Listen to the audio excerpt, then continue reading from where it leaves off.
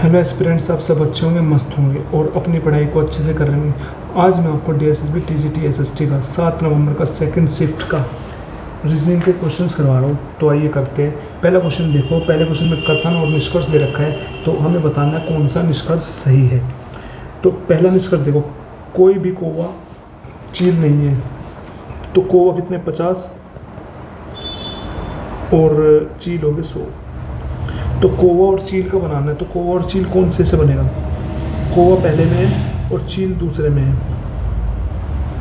तो पहले दूसरे से स्टेटमेंट बन सकता है। तो सभी कौवा पहले में, दूसरे में चील है। तो अब देखो, सभी कौवे पक्षी है, मतलब 100 कौवे 100 हो गया और पक्षी 50 हो गया। और कोई भी पक्षी चील नहीं है। कोई भी पक्षी चील नहीं है, इसका मतलब क्या है? पक्षी 100 और चील भी 100। ठीक है। तो कोई भी कौवा चील नहीं है, मतलब कौवा भी 100 और चील भी 100 है यहाँ पे। ठीक है। तो अब पक्षी और पक्षी जो कॉमन है उसमें 150 है, तो मतलब एक 100 बन रहा है। तो इसका मतलब है हमारी स्टेटमेंट बन सकती है पर नेगेटिव बनेगी।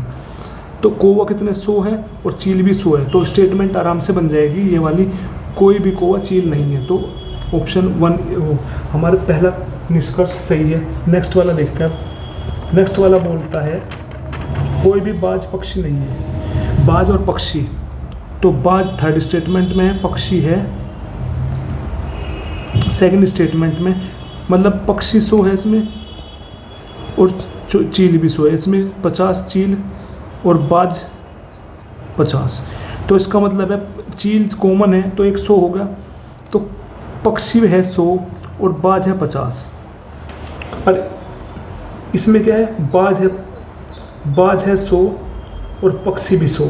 तो बाज तो यहाँ पे 50 है, तो 100 तो बाज बन ही नहीं सकते। 50 से 100 कैसे बन जाएंगे? तो सेकंड वाली स्टेटमेंट नहीं बन सकती। तो बन सकती है तो खाली एक स्टेटमेंट बन सकती है। कौन सी? फर्स्ट वाली। तो केवल निष्कर्ष 1 अनुसरण करता है। तो ऑप्शन 3 इज करेक्ट आंसर। ठीक। ऐसे सेकंड क्वेश्चन देखते हैं। सेकंड क्वेश्चन में हमें बता रखा है कि ये पूछा है कि कौन सा अलग है। तो जैसे ये SYEDJP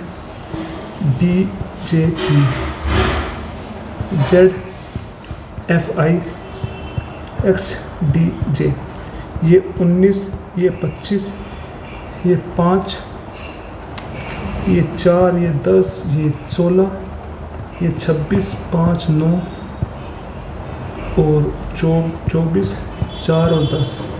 अब देखो 19 + 6 25, 25 + 6 5, 4 + 6 10, 10 + 6 16, 24 + 6 4 और 4 + 6 10 और 26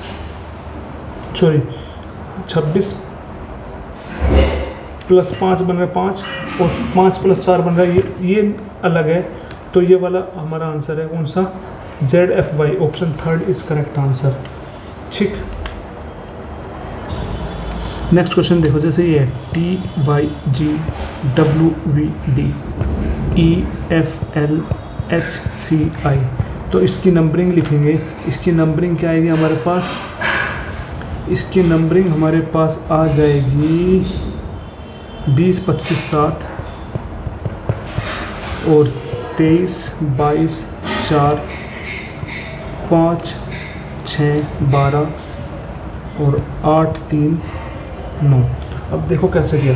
20 + 5 20 + 3 23, 25 - 3 22 और 7 - 3 4। ऐसे ही 5 + 3 8, 6 - 3 3, 12 - 3 9। ऐसे ही ये देख लो अब कौन से ऑप्शन में 19 - 3 हो रहा है, तो जबकि पहले में +3 होना चाहिए, तो ये नहीं हो सकता। ऐसे 6 - 3, यहाँ पे -3 हो रहा है पर +3 होना चाहिए, तो ये भी नहीं हो सकता। अब U 21 है, 21 + 3 24, 15 - 3 12 और 12 - 3 9। तो option 3 is correct answer. I hope अच्छे से समझ में आया होगा। तो अब देखते हैं फोर्थ क्वेश्चन। फोर्थ क्वेश्चन क्या कह रहा है? C/A, मतलब C/A का मतलब है C A का पिता है, A का पिता है C। ठीक। फिर A - R, तो A R का भाई है, R का भाई होगा A भाई है इसका R का। फिर आर प्लस जेड मतलब आर जेड की माता है, जेड की माता है आर माता है इसकी जेड की, ठीक है। जेड इंटू ई, जेड ई की पत्नी है, ई की पत्नी है जेड, जेड पत्नी है तो ई क्या होगा, पति होगा।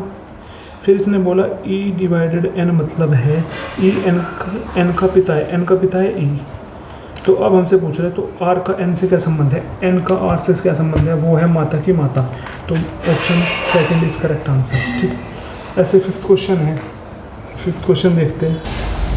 फिफ्थ क्वेश्चन देखो, फिफ्थ क्वेश्चन में हमें बताना है FD1 GH3 NL5 RP7 और नेक्स्ट बताना है। मतलब F की नंबरिंग होती है 6 प्लस 4 10, 10 प्लस 4 14, 14 प्लस 4 18, 18 प्लस 4 22, 22 मतलब V, ठीक। अगला 4 प्लस 4 8, 8 प्लस 4 12, 12 प्लस 4 16, 16 प्लस 4 20, 20 मतलब T, तो VT हो गया। नेक्स्ट देख 1 plus 2 3, 3 plus 2 5, 5 plus 2 7, 7 plus 2 9, VT 9। तो option fourth is correct answer, ठीक। ऐसे सिक्स्थ क्वेश्चन देखते हैं। सिक्स्थ क्वेश्चन क्या बोल रहा है कि EJEFGHK L और M प्रत्येक की परीक्षा सप्ताह के अलग अलग दिन होती है। तो सोमवार से शुरू होकर सप्ताह के रविवार को समाप्त होती है। मतलब मंडे से शुरू होते हैं, Monday Tuesday Wednesday Thursday Friday Saturday और संडे, ठीक। तो फिर इसने बोला है M की परीक्षा मंगलवार को है, तो M की परीक्षा होगी इस दिन। फिर M और L के बीच केवल एक व्यक्ति की परीक्षा है, M और L के बीच खाली एक व्यक्ति की परीक्षा है, ठीक है। फिर इसने बोला है G और M के बीच केवल 4 व्यक्तियों की परीक्षा है। G और L के बीच में कितने की परीक्षा है, 1 2। G और L के बीच में 4 व्यक्तियों की परीक्षा है, तो G की परीक्षा होगी संडे को, सैटरडे फ्राइडे थर्सडे वेडनेसडे, ठीक है। इसने बोला G और M के बीच केवल 4 व्यक्तियों की परीक्षा, G और M के बीच, G और M यहाँ पे, M कहाँ पे, यहाँ पे 1 2 3 4, 4 के बाद G आ गए यहाँ पे, ठीक है। H की परीक्षा M के बाद किसी दिन है, M के बाद किसी दिन है H की परीक्षा, ठीक है। ये अभी नहीं लिखते हम, H की परीक्षा कहीं भी हो सकती है। तो E की परीक्षा F के ठीक पहले दिन है, F के पहले दिन है E की परीक्षा।